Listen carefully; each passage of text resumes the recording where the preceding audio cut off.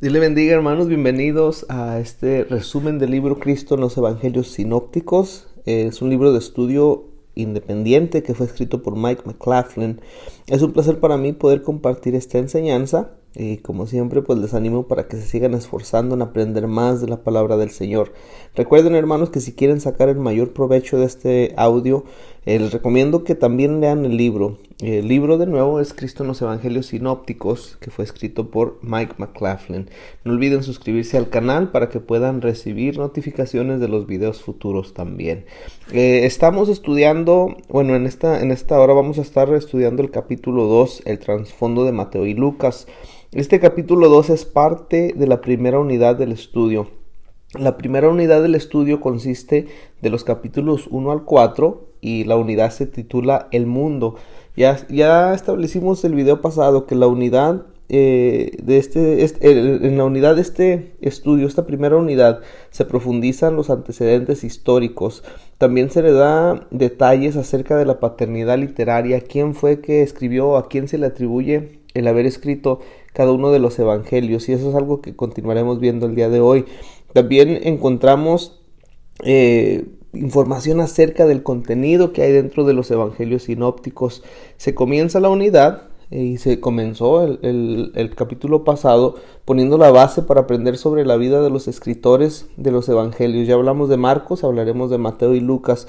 Se aprendió también acerca de las personas para quienes ellos escribieron, y estudiamos en esta unidad 1 las condiciones del mundo cuando Cristo nació, desde el punto de vista social, político, cultural y también religioso, hermano. En este audio, pues estaremos viendo el capítulo número 2. Como ya le dije, el capítulo número 2 se titula El trasfondo de Mateo y de Lucas. A través de este capítulo 2, hermano, y los próximos minutos que me estará escuchando, vamos a estar dando un vistazo. Tenemos 2 lecciones que el capítulo nos ofrece. La primera lección se titula Mateo, un vistazo panorámico, y vamos a hacer exactamente eso. Vamos a dar un vistazo panorámico al Evangelio de Mateo. El primer título que encontramos es Identidad del escritor. Vamos a estar hablando acerca de la identidad del escritor de este Evangelio. Encontraremos también un título que es Autoría y fecha del escrito, donde vamos a estar hablando acerca de la autoría y la fecha de este Evangelio de Mateo. Continuaremos y hablaremos de las características y el propósito del escrito del Evangelio de Mateo, y de esa manera pues llegamos a la lección punto 2 del capítulo. En la lección 2.2, Lucas, un vistazo panorámico, estaremos viendo o dando un vistazo panorámico a Lucas, en donde hacemos lo mismo.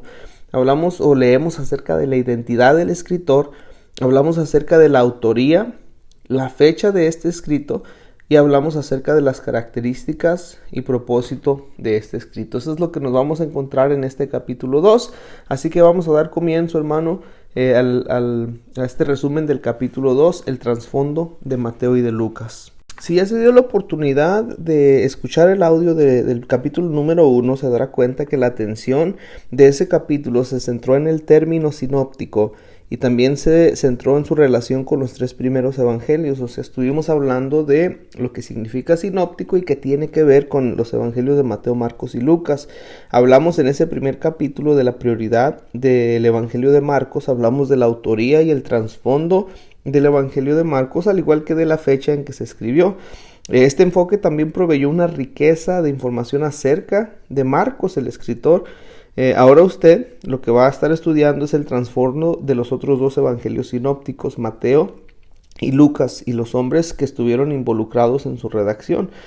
Su estudio de Mateo y a Lucas será algo similar al de Marcos. Lo primero, pues vamos a ver evidencia de la Biblia que se presenta y que nos habla respecto de cada uno de estos escritores. Luego vamos a evaluar los hechos entregados por medio de los padres de la iglesia primitiva y de la tradición de la iglesia. Cuando consideramos a Mateo nos damos cuenta que, y fácilmente nos damos cuenta que el cuadro que se presenta de Mateo no es como el de Marcos, y efectivamente hay solo 7 pasajes bíblicos ahí en el Nuevo Testamento que se refieren acerca de Mateo, y ellos no proporcionan mucha información respecto de él. Siguiendo el criterio anterior respecto de Mateo, vamos a dar un vistazo breve también de Lucas, que obviamente no presenta un resumen exhaustivo de su vida. Aún más relacionará suficientes hechos que nos van a ayudar en el estudio y que nos van a permitir ver el registro bíblico y lo que dicen acerca de él, y nos vamos a dar cuenta también que ese registro dice muy poco acerca de Lucas. La historia de la iglesia primitiva, sin embargo, nos da un cuadro más completo del hombre que verdaderamente va a complementar el registro bíblico. Mientras estudiamos, vamos a pedirle al Señor que nos dé aprecio mayor por estos hombres y por los papeles que ellos desempeñaron, hermano, para darnos una mejor comprensión de lo que fue la vida y el ministerio de nuestro Señor Jesucristo.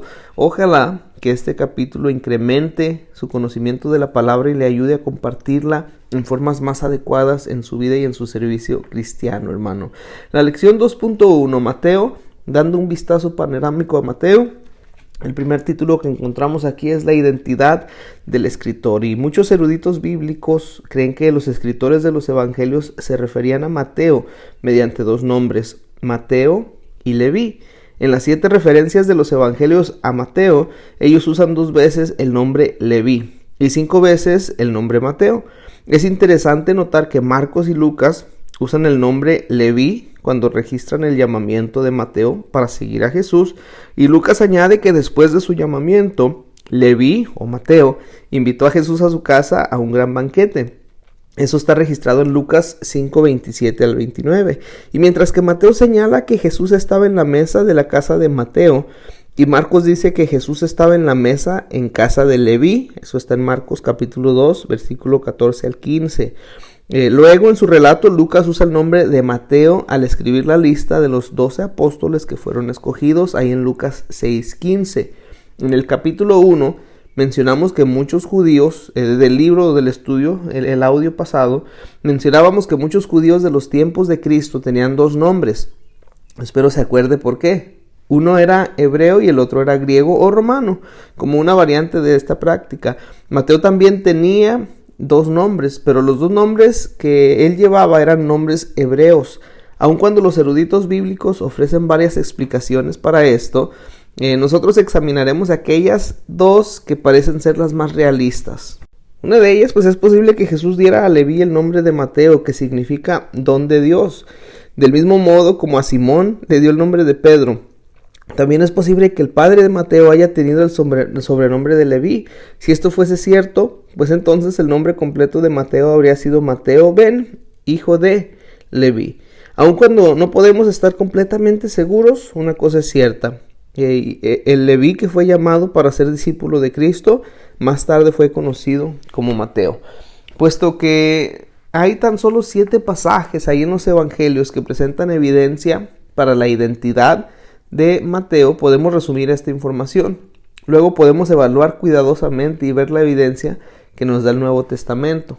Y para esto, pues encontrará usted las 7 referencias bíblicas ahí en su libro. Solamente le voy a leer algunas. Por ejemplo, Mateo 9:9, Jesús llama a Mateo el cobrador de impuestos para que lo sigan. Luego Jesús y sus discípulos comen en la casa de Mateo. En Mateo 10:3, esta escritura se refiere a Mateo el publicano como uno de los 12. En Marcos 3:13 hasta el 18, Marcos presenta aquí una lista en la que Mateo forma parte de los 12 que Jesús llamó y designó como apóstoles para que estuvieran con él, para que predicaran y para que echaran fuera demonios. Y por último, en Lucas 6:15, Lucas, tras haber referido el llamamiento de Leví o Mateo, ahora presenta a Mateo en la lista de los 12 discípulos. Son algunas de las referencias. Su libro usted va a poder encontrar más todavía, hermano, pero puesto que hemos leído estos versículos de la Biblia o encontrado estos versículos de la Biblia que se refieren a Mateo, podemos resumir lo que hemos aprendido acerca de él. Mire, en pasajes de los 3 evangelios sinópticos, cada uno de los escritores dice que Mateo o Leví es un publicano, o un publicano era un cobrador de impuestos. Cuando comparamos estos 3 relatos, lo que dice Mateo, se dice en Mateo, Marcos y en Lucas, comparamos los relatos del llamamiento de Mateo, aprendemos que Mateo y Leví son la misma persona. Sin embargo, no sabemos por qué Mateo tenía 2 nombres hebreos y dónde o cuándo recibió esos nombres.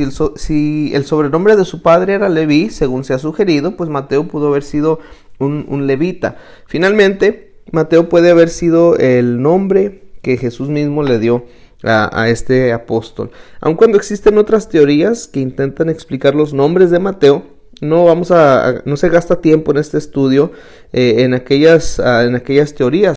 Esas dos que ya le mencioné pues son las más aceptadas y más conocidas y se aceptan ampliamente, y esa es la razón para haberlas incluido aquí en el estudio. Después de que leemos, hermano, acerca de Mateo en Hechos capítulo 1 versículo 13, después de ahí él desaparece del registro bíblico. Las escrituras no registran dónde fue y qué hizo en su ministerio activo.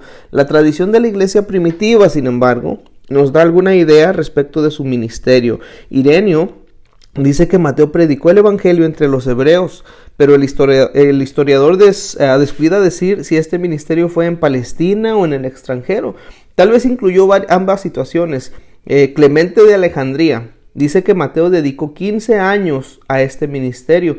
Él también declara que Mateo fue a los etíopes, a los griegos de Macedonia, a los sirios y a los persas. Sobre la base del registro bíblico, de nuestro conocimiento del mundo contemporáneo y de la tradición de la iglesia primitiva, será de utilidad reconstruir un cuadro de Mateo. Mire, Mateo, como ya dijimos, también conocido como Leví, era el hijo de Alfeo. Eso lo encontramos en Marcos 2:14, y él era hermano de Jacobo, el menor. Eso está en Marcos 3:18. Alfeo era probablemente un buen hombre y un judío ortodoxo, y aun cuando Mateo le fue dado el nombre sacerdotal Leví, parece haberse apartado de los estrictos valores religiosos de su padre. La evidencia sugiere que un judío tenía que ser muy ambicioso y codicioso como para entrar en tratos con la casa de Herodes y trabajar como cobrador de impuestos o publicano para los despreciados representantes de la Roma imperial. El término publicano en el marco del Nuevo Testamento no tiene una connotación positiva, hermano. En lugar de eso, un publicano tenía un puesto en el que el soborno y la corrupción eran posibles y ciertamente ocurrían. Los publicanos eran doblemente impopulares. No solamente eran colaboradores de Roma, sino que eran parte de un sistema corrupto de recolección de impuestos. Bien pudo haber sido que el otro hijo de Alfeo, Jacobo, fuese un celote, que justamente lo opuesto de su hermano Mateo, el colaborador con Roma. Si fuese así, Jesús los reconcilió, pues ambos estuvieron finalmente comprometidos en forma total con él y como sus discípulos también. Encontramos aquí mismo en la lección ese título que dice autoría y fecha del escrito. En el capítulo anterior que resumimos, el capítulo 1, discutíamos los registros que dejaron los padres de la iglesia y el peso de evidencia que presentaron ellos respecto de la historia apostólica y postapostólica. Estos eruditos de fechas tempranas son por lo general fuentes confiables. Recurrimos ahora a ellos en cuanto a su testimonio acerca del Evangelio de Mateo. El primero de ellos sería Papías, quien declaró que el Evangelio canónico de Mateo era una traducción de un documento anterior escrito en hebreo o arameo por el apóstol Mateo. También Ireneo, que él relata la tradición de que Mateo se hallaba empeñado en la escritura del documento original, mientras que Pedro y Pablo se hallaban predicando en Roma. Eusebio añade que antes de ir a predicar a otras naciones, Mateo se dedicó a escribir el Evangelio, que predicaba tal como él lo había proclamado. También encontramos que Jerónimo verificó esta tradición e indicó que no estaba claro quién había traducido el hebreo o arameo al griego posteriormente. La traducción griega, que circulaba y fue reconocida como uno de los 4 evangelios, muy probablemente apareció durante fines de la década del 60 en el primer siglo. La evidencia anterior indica el apoyo positivo y uniforme que la iglesia primitiva dio a Mateo como el autor de este evangelio que lleva su nombre. Por esa razón lo aceptamos como el autor de este evangelio. Finalmente, ya en el capítulo anterior, en el capítulo 1, explicábamos las razones para aceptar la prioridad de Marcos y reconocíamos el año 58 al 65 como ese intervalo de fecha aproximada en que se escribió ese relato de Marcos. A esta evidencia añadimos la palabra de Ireneo respecto de que Mateo estaba ocupado en escribir el original hebreo de su evangelio, mientras que Pedro y Pablo se hallaban predicando en Roma. Aun cuando la traducción final en griego había llegado después de un posible original hebreo, vino más tarde, actuamos sobre una base segura al asignarle a Mateo una fecha entre el año 60 y el año 69. Así que ya dijimos que Marcos se pudo haber escrito entre el año 58 al 65, pues Mateo pudo haber sido entre el año 60 y el año 69, antes de que Jerusalén fuera destruida en el año 70. Los eruditos difieren en algunos aspectos del fechado de Mateo, y simplemente no es posible dar una fecha exacta de la composición. Así que para este estudio, hemos determinado que Mateo escribió su evangelio en algún momento entre el año 60 y el año 69 después de Cristo. Ahora vamos a leer de las características y el propósito del escrito de Mateo, hermano. Mire, cuando fijamos nuestra atención a las características y el propósito, hay que formular varias preguntas importantes. La primera de ellas, ¿a quién le escribe Mateo? La otra, ¿por qué razón escribió su evangelio? Incluye su relato cosas que son únicas en el registro evangélico, cosas que no pueden hallarse en ninguna otra parte. ¿Por qué el evangelio de Mateo aparece en primer lugar en el orden de los libros del Nuevo Testamento? Podemos encontrar respuestas cuando examinamos cada una de estas preguntas a través de la evidencia que las fuentes nos dan acerca de ellas. Mire, Mateo escribió su evangelio principalmente para los judíos. Ellos fueron su objetivo principal. Nosotros debemos tener presente esto si hemos de sacar el máximo provecho de este registro. Aun cuando todos pueden beneficiarse con el estudio del evangelio, hermano, podemos ver muy fácilmente que Mateo puso su enfoque en el lector judío. Él da énfasis a la relación de Jesús con la fe judía y organiza la evidencia para mostrar que Jesús cumplió muchas de las profecías del Antiguo Testamento. Al proceder así, él desafía a los judíos para que vean a Jesús como el largamente esperado Mesías, el hijo de David. Resumiendo entonces, Mateo se dirige a sus compatriotas para convencerlos de que Jesús es el Mesías prometido, hermano. Mire, recordemos que el pueblo judío había sido enseñado a esperar al Mesías prometido. Muchas profecías hablaban de su gloria y de las bendiciones que resultaría finalmente de su reinado. Muchos judíos, cansados de la opresión política y económica y de la maldad espiritual que afligía su nación, anhelaban al Mesías. Como consecuencia de eso, ellos imaginaban un Mesías que iba a traer a Israel la independencia, la grandeza nacional y una nueva identidad religiosa. Siempre desde los días de los profetas, los judíos habían esperado el prometido Mesías. Como resultado, el énfasis de Mateo tocaba un asunto de profundo interés para todos los judíos. Veremos algunas de las muchas profecías que se relacionaban con la venida del Mesías. En la época de Jesús, el judío promedio debe haber dudado que el Mesías vendría algún día. Habían pasado casi 400 años desde que había hablado el último de los profetas, quien fue Malaquías. En este punto, hasta el judío más devoto se preguntaba si Dios de algún modo había cambiado su plan a causa del pecado de Israel. Sin embargo, al surgir Juan el Bautista y Jesús, la nación fue sacudida.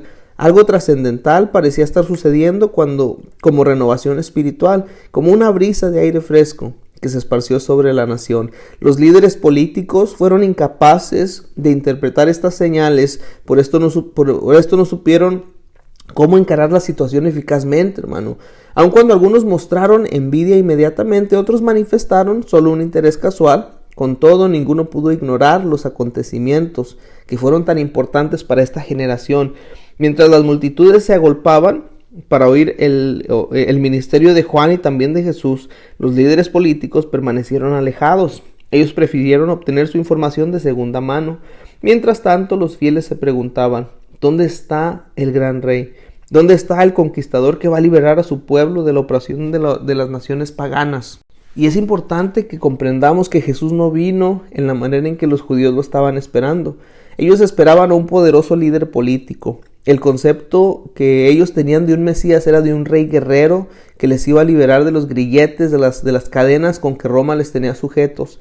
Sus expectativas les encegaron ante el cuadro claro del Mesías que presentaban los profetas. Así, si podemos entender este predicamento de los judíos, podemos captar con precisión el propósito que tuvo Mateo para escribir su evangelio. Hemos señalado que el evangelio de Mateo es de un tono fuertemente judaico. Si es así, ¿cómo es que la escritura de Mateo revela este tono? ¿Por qué decimos esto? ¿Cómo nos hemos dado cuenta de esto? Mire, para responder esa pregunta, haremos una lista de algunas características del relato evangélico de Mateo que nos ilustran y nos permiten ver y nos permiten decir también con seguridad que tiene un tono judaico. Aquí les voy a estar leyendo 7 que encontramos en nuestro libro. El primero de ellos dice: más que cualquiera de los otros escritores sinópticos, Mateo cita a los profetas del Antiguo Testamento. El segundo ejemplo que podemos sacar es que Mateo usa con frecuencia frases tales como la santa ciudad, el lugar santo y el hijo de David. Estas expresiones apelarían a la mentalidad judía. Mateo se refiere con frecuencia al cumplimiento de la profecía del Antiguo Testamento. Mateo no explica los comentarios que hace en relación con los hechos y las prácticas de la religión judía. Esto implica que sus lectores tenían un conocimiento previo de estas cosas. Mateo enfatiza que Jesús no vino para destruir la ley, sino para cumplirla. Eso también apelaría a la mentalidad judía. Mateo condena repetidamente a los religiosos judíos a causa de su mal proceder. A los gentiles no les interesaría un énfasis semejante, y a través de su relato del Evangelio, Mateo responde las preguntas que los judíos estaban prestos a hacer también. Este Evangelio de Mateo, hermano, más que cualquier otro, da énfasis a los discursos de enseñanza de Jesús.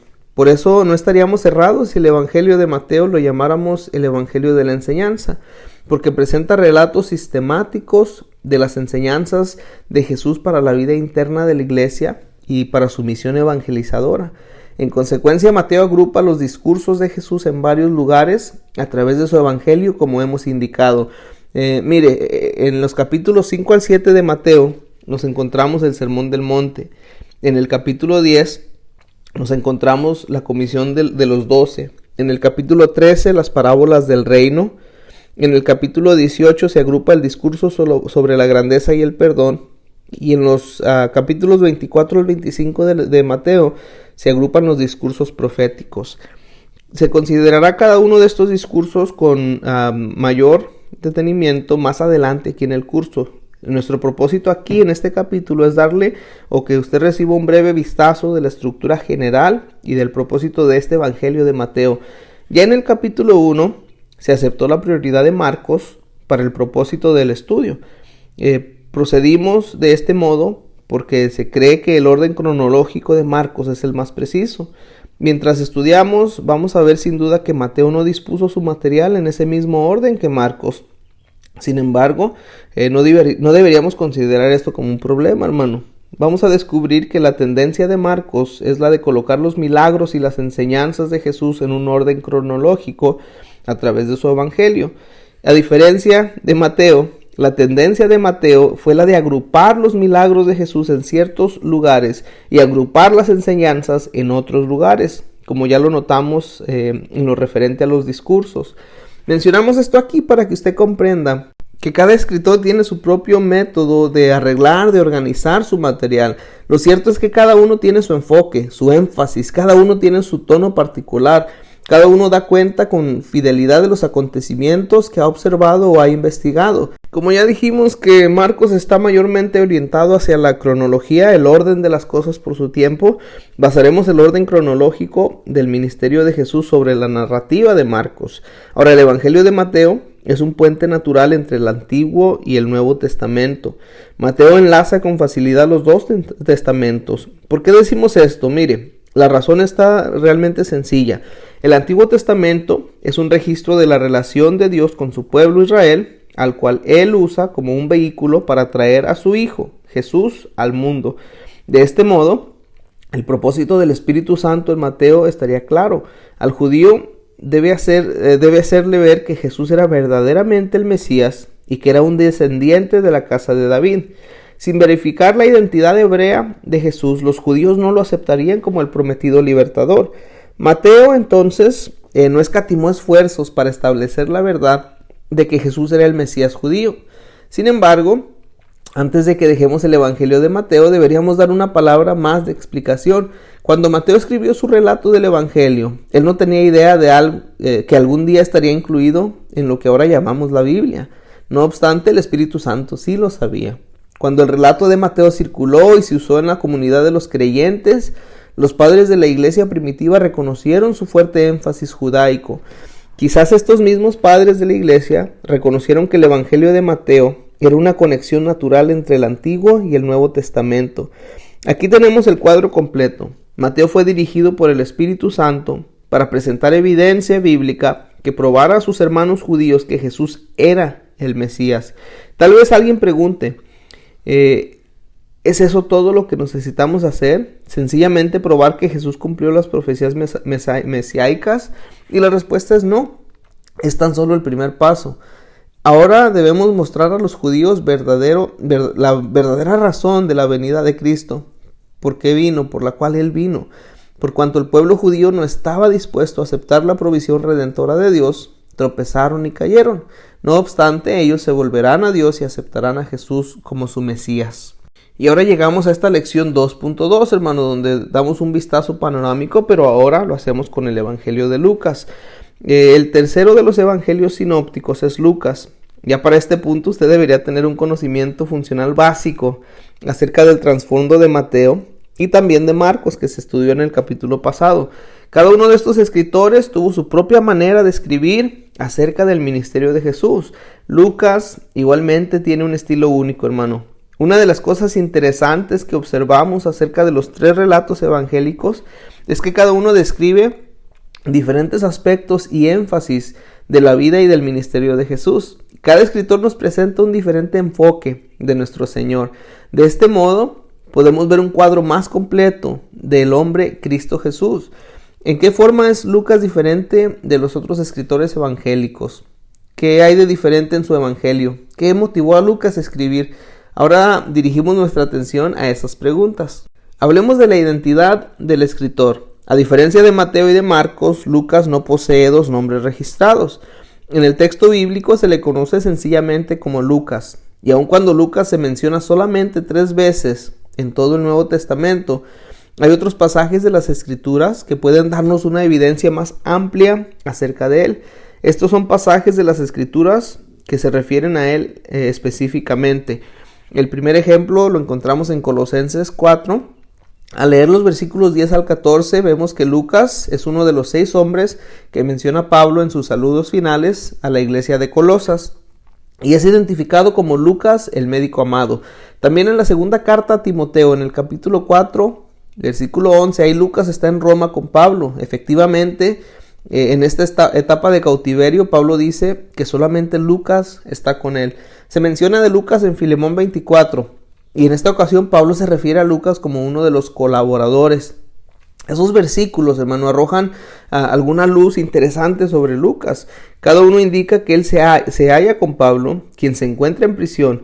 Ellos declaran que Lucas es un profesional, un médico. Además, esta escritura muestra que Lucas fue un fiel compañero de Pablo durante su encarcelamiento, como también un compañero de su ministerio.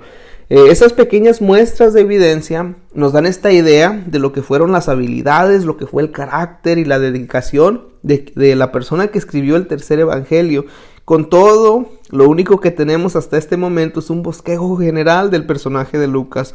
Para completar los detalles de ese cuadro, necesitamos estudiar la información registrada por los padres de la iglesia primitiva, tal y como lo hicimos con Mateo y como lo hicimos con Marcos en el capítulo anterior. Y como nos dimos cuenta, ya esa evidencia aporta una contribución significativa para nuestro estudio. La tradición sostiene de manera uniforme que Lucas fue el escritor de este tercer evangelio. Ireneo fue el primero en referirse claramente a Lucas y mencionarlo como el autor del tercer evangelio. El canon muratoriano confirma esa tradición también. Marción, un fanático y distorsionador de la teología de Pablo, que vivió a mediados del segundo siglo, él apoyaba plenamente el relato del Evangelio de Lucas. Un prólogo al Evangelio de Lucas que salió alrededor del año 160 después de Cristo, similar a aquellos escritos por Marción, declara que Lucas era natural de Antioquía, que Lucas era gentil, que Lucas también dice que Lucas era médico. Acuérdese que estos son documentos afuera de la Biblia o información tomada de fuentes afuera de la Biblia, pero declaran que Lucas era natural de Antioquía, gentil, médico, que escribió su evangelio en Acaya y que murió a la edad de 84 años sin haberse casado. Ireneo, Tertuliano, también Clemente de Alejandría, Jerónimo, todos ellos confirman este testimonio. La tradición de este modo habla de Lucas y añade al relato bíblico información valiosa acerca de su país natal, de su profesión, de sus viajes y hasta de su estado civil. Ahora hablemos de la autoría de este evangelio, hermanos. Sobre la base de la escritura que hemos considerado, será difícil probar que Lucas fue el escritor del tercer evangelio. Sin embargo, el registro bíblico nos provee otros detalles que, junto con la tradición de la iglesia primitiva, apoyan a que Lucas fue el escritor del evangelio que lleva su nombre. Esta información adicional nos da también un perfil más completo del hombre que fue Lucas. Si uno compara el prefacio del evangelio de Lucas con el prefacio del libro de Hechos, la manera en que comienzan ambos, nos vamos a dar cuenta que aparentemente fue la misma persona que escribió ambos. El escritor del Evangelio y también del libro de los Hechos dedicó ambos libros a una persona llamada Teófilo, que puede haber sido un gentil de alto rango social y pudo haber patrocinado los libros. El escritor de estos dos volúmenes escribió primeramente el Evangelio de Lucas, así lo entendemos al leer Hechos 1:1. El libro de Hechos contiene secciones en primera persona, plural, llamadas secciones nosotros. El autor escribió estas secciones en primera persona plural cuando viajó en estas ocasiones como acompañante del apóstol Pablo. Ejemplo de eso está en Hechos 16, del 10 al 17, Hechos 20 del 5 al 15, Hechos 21 del 1 al 18 y Hechos 27 del 1 hasta el capítulo 28 versículo 16. Así que si el autor de Hechos fue Lucas, entonces el acompañante en las secciones tituladas Nosotros fue Lucas también. A estas pequeñas porciones de información adicional de la escritura añadimos la evidencia que presentan también los padres de la iglesia primitiva. La tradición se remonta hasta Ireneo alrededor del año 175. Él declara que Lucas fue el autor del tercer evangelio. Justino Mártir, alrededor del año 150 después de Cristo, también sabía que Lucas era el autor de este libro.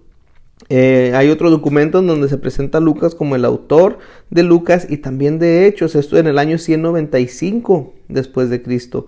Eusebio escribió en su historia eclesiástica que Lucas era natural de Antioquía, que era médico de profesión y era compañero de viajes de Pablo por largo tiempo, que había tenido estudiadas conversaciones con los otros apóstoles y que dejó 2 libros que proveen medicina para las almas. Qué hermoso es eso, hermano. El prólogo del Evangelio de Lucas añade que Lucas compuso su Evangelio en Acaya y aun cuando esta evidencia externa no tiene base escritural, no hay razón por la cual no deberíamos de aceptarla como verdadera. En su mayor parte nos da sencillamente verificación independiente de los hechos bíblicos.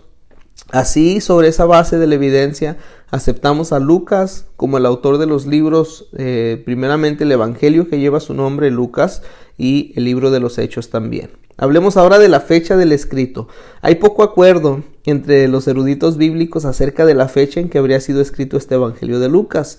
La fecha del Evangelio, sin embargo, está atada directamente a la fecha de Hechos, puesto que Lucas es el primer segmento de esta obra en 2 partes. Creemos que una fecha entre el año 60 a 69 después de Cristo es razonable por varias razones. Mire, primero, Lucas parece depender de Marcos, el que ya hemos fechado entre el año 58 hasta el año 65. Segundo, en Hechos 11:28, Lucas menciona el cumplimiento de la profecía de Agabo. Si estuviera escribiendo después del año 70, indudablemente hubiera mencionado el cumplimiento de la profecía de Jesús, que él mismo narró en Lucas 21, en cuanto a, o acerca de que Jerusalén iba a ser destruida. Tercero, estas fechas habían dado tiempo suficiente para que circularan varios relatos del Evangelio. Han pasado más de 35 años desde que Jesús concluyó sus hechos y sus enseñanzas en la tierra, y aun cuando las otras narrativas eran indudablemente de ayuda y también eran informativas, Lucas se sintió guiado, después de haber hecho un estudio cuidadoso, a escribir un relato plenamente documentado y sistemático de la vida y del ministerio de Jesús.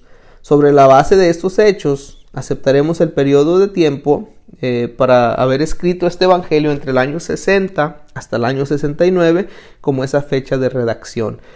Hablemos ahora de las características y el propósito del escrito del evangelio de Lucas, hermano. Hemos visto que Lucas fue un viajero, fue un médico, fue un escritor. Parece haber sido natural de Antioquía de Siria y era bien educado. Lucas también era un profesional que tenía experiencias muy variadas en la difusión del evangelio. Así nos hacemos de nuevo varias preguntas. La primera que a lo mejor surge es: ¿cuál fue el propósito al escribir? ¿Qué características especiales, si es que hay algunas, son las que hacen sus escritos diferentes de los otros escritores? Por último, hay otros hechos nos podemos preguntar si hay otros hechos en relación con Lucas que tienden a influenciar su punto de vista. Vamos a fijarnos en esos asuntos para concluir nuestro estudio acerca de Lucas. Lo primero, parece que Lucas era gentil. Pablo sugiere esto en Colosenses 4, cuando leemos los versículos 10 al 14. Ahí hace una distinción entre los de la circuncisión y Lucas. Si esto era así, entonces Lucas puede haber sido el único escritor gentil de las Sagradas Escrituras. Si suponemos que Lucas era gentil, ¿parece escribir para beneficio de los judíos o de los gentiles? Según nuestra opinión, dice aquí el autor del libro, él parece dar más énfasis al lector gentil. Con el paso del tiempo, el sector gentil de la iglesia llegó a formar una parte notoriamente mayor del cuerpo de Cristo. Por lo tanto, un punto de vista y un énfasis gentil parecerían más apropiados. Podemos notar que mientras Marcos escribe a los gentiles en general y a los romanos en particular, Mateo escribió a los judíos, como ya establecimos. Lucas escribe a los gentiles en general y a los griegos en particular. Además, vemos otras características que hacen el Evangelio de Lucas diferente o distinto con el de Mateo y de Marcos. Mientras que Mateo es el puente entre el Antiguo y el Nuevo Testamento, Lucas sirve de puente entre los acontecimientos, entre Cristo y el establecimiento de la iglesia. Déjenme le repito ese. Mateo es el puente entre el Antiguo y el Nuevo Testamento. Lucas es el puente entre los acontecimientos de Cristo y el establecimiento de la iglesia. Luego notamos que el tercer evangelio es el libro más largo del Nuevo Testamento. En él presenta Lucas a Cristo como un hombre, en forma más completa que cualquiera de los escritores de los evangelios. También este evangelio es el más completo o inclusivo de todos los evangelios. Los siguientes ejemplos nos muestran esto. Miren, número 1, Lucas declara que él ha investigado con diligencia todas las cosas desde su origen. Así lo dice en el versículo 3 del capítulo 1 de Lucas. Lucas nos da más detalles sobre el nacimiento y la niñez de Juan el Bautista y de Jesús que cualquiera de los otros escritores sinópticos. De entre los escritos de los evangelios, solamente Lucas incluye información sobre los padres de Juan el Bautista. Lucas da más detalles históricos que cualquiera de los otros escritores evangélicos. El evangelio de Lucas cubre el más largo periodo de tiempo en la vida de Cristo. Comienza alrededor de 15 meses antes de su nacimiento y continúa hasta su ascensión. Lucas muestra mayor interés por la persona como individuo que Mateo, a diferencia de Mateo y de Marcos. Lucas da un mayor énfasis en cuanto a que la salvación incluye a todas las personas que cualquiera de los otros escritores evangélicos. Y por último, el relato de Lucas ha sido llamado el evangelio de oración. Lucas muestra a Cristo en oración más que los otros evangelios. Ahora, al repasar esta lista nos da una idea del contenido de Lucas. Este contenido lo vamos a examinar en profundidad en los capítulos posteriores. El propósito aquí es nada más darnos un vistazo básico de Lucas como el escritor y darnos un vistazo básico de este evangelio. Con eso concluimos ahora esta breve discusión acerca de los escritores de los 3 evangelios sinópticos. Antes de que comencemos un estudio más detenido de los evangelios mismos y su contenido, vamos a viajar y necesitamos viajar de regreso hasta el tiempo de Cristo. Este viaje de regreso al mundo en el cual Él vivió no solamente debería de interesarnos, hermanos, sino que también nos va a ayudar a entender mejor al hombre y al mensaje que trajo este hombre a la tierra. Así que con eso concluimos el capítulo número 2. Este capítulo número 2, en donde estuvimos hablando acerca del trasfondo de Mateo y de Lucas. Comenzamos hablando o dando un vistazo panorámico a Mateo, hermano. Hablábamos de la identidad del escritor, las referencias bíblicas y también externas afuera de la Biblia que nos ayudan a conocer más la identidad del escritor. Estuvimos hablando de la autoría y la fecha del escrito de Mateo, la evidencia que tenemos para atribuirle a Mateo la autoría de este escrito y también dando una fecha promedio, una fecha aproximada, de cuándo se pudo haber escrito este evangelio. Hablábamos de las características y del propósito del escrito. Y pasamos también a hablar en este mismo capítulo, la lección 2.2 acerca de Lucas. Dimos ese vistazo panorámico, comenzamos hablando de la identidad del escritor a través de la escritura y a través de evidencia externa. Nos da una idea de cómo era y quién era Lucas. Hablamos de la autoría y la evidencia que tenemos para atribuirle a Lucas el haber escrito el evangelio que lleva su nombre. Hablábamos de la fecha aproximada que es aceptada en este estudio y cerramos también hablando de las características y el propósito del escrito del evangelio de Lucas. Espero les haya ayudado. Dios les bendiga.